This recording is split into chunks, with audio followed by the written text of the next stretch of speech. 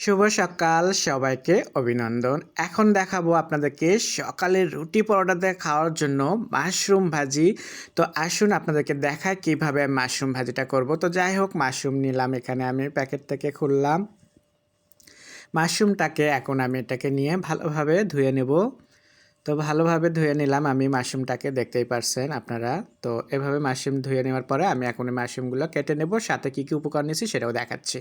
তো এখন দেখানো হলো, আমি চলে যাচ্ছি চুলোয়, বাকিটা চুলোয় দেখাবো। তো চুলোয় একটা প্যান বসিয়ে দিলাম, দিয়ে আমি দিয়ে দিচ্ছি তেল, আর এখানে দিয়ে দেবো আমি পেঁয়াজ আর কাঁচামরিচ।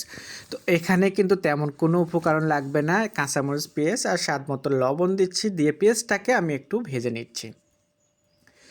তো পেঁয়াজটাকে হালকা করে ভাজবেন, একদমই কোনোভাবে এটাকে পোড়া যাবে না, কারণ মাশরুম ভাজি কিন্তু একদম সুন্দরভাবে কালার রাখতে হবে। তো মাশরুম ভাজি মানেই বুঝতে পারছেন। তো কালারটাকে সুন্দরের জন্য করে আমি একটু হলুদ পাউডার দিলাম পেঁয়াজের সাথে, দিয়ে আমি পেঁয়াজের সাথে আমি আবারও একটু 2 মিনিটের মতো নাড়াচাড়া দিলাম।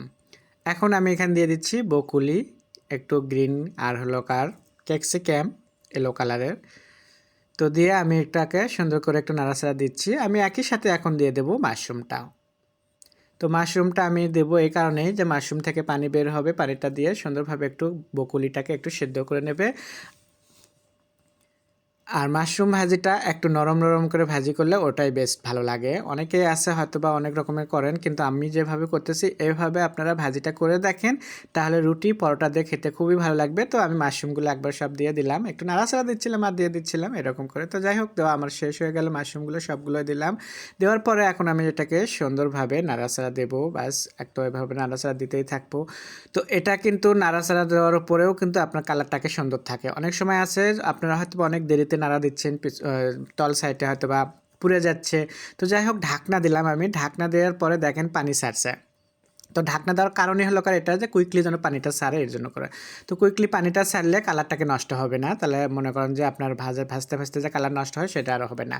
তো পানি বাড়ানোর পরে আমি এখন এই যে নাড়াচাড়া দিচ্ছি, খুব ভালোভাবে এটাকে নাড়াচাড়া দিচ্ছি। আর হাই হিটেই আমি কিন্তু চুলাটা রাখছি, লো করে নিয়ে। আর আমি, কারণ পানিটা শুকোতেও একটু টাইম লাগবে।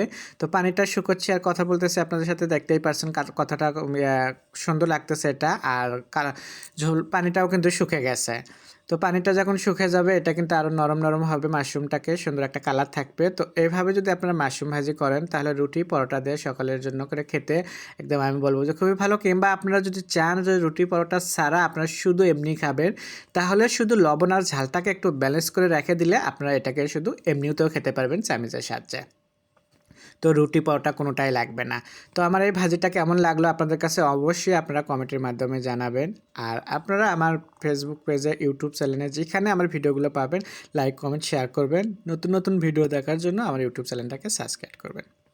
তো হয়ে গেল ভাজি, এখন সার্ভ করে দেখাবো আপনাদেরকে। তো সার্ভ করে দেখালাম, আপনাদের কাছে কেমন লাগলো গরম গরম সকালের মাশরুম ভাজি। আশা করি আপনাদের সবার ভালো লাগবে। সবাই ভালো থাকবেন, আল্লাহ হাফেজ।